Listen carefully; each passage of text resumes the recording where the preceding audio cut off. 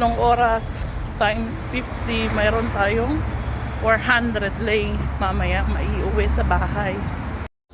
Good morning, may Diary Angel. Ayan, papasok po ako ngayon sa ating trabaho na bago. May bago po akong client ngayong Wednesday. So, di ba po ang Wednesday ko is free ko?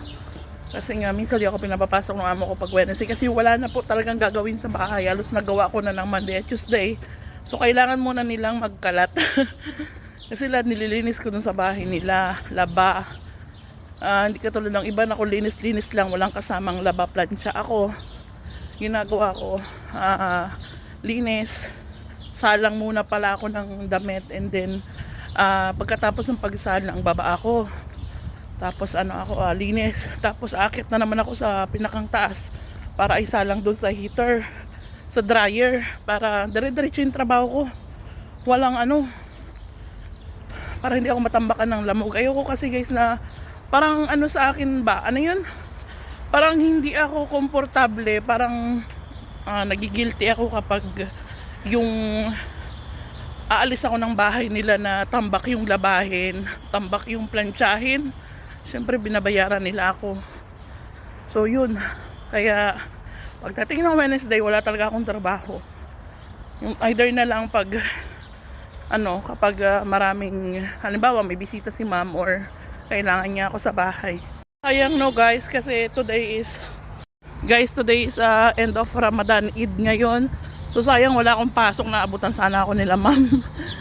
Nagbibigay yun sila ma'am, sabi niya sa akin, kasi dati napag-usapan namin ang Ramadan. So nagbibigay sila ng pera, mga gift. Bali guys, ang work ko ngayon is 8 oras, 8 hours, 8 oras times 50, mayroon tayong 400 lay. Mamaya maiuwi sa bahay.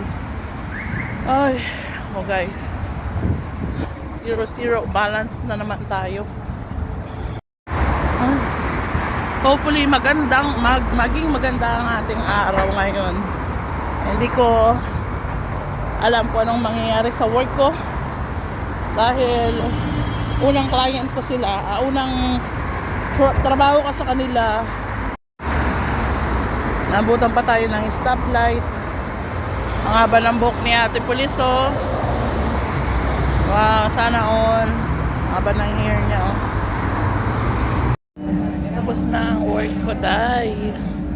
Tapos na po ang ating 8 oras na trabaho dito sa Abiat Toleror. Yan. So, ito po yung nirecommend lang sa akin ng isa kong kaibigan.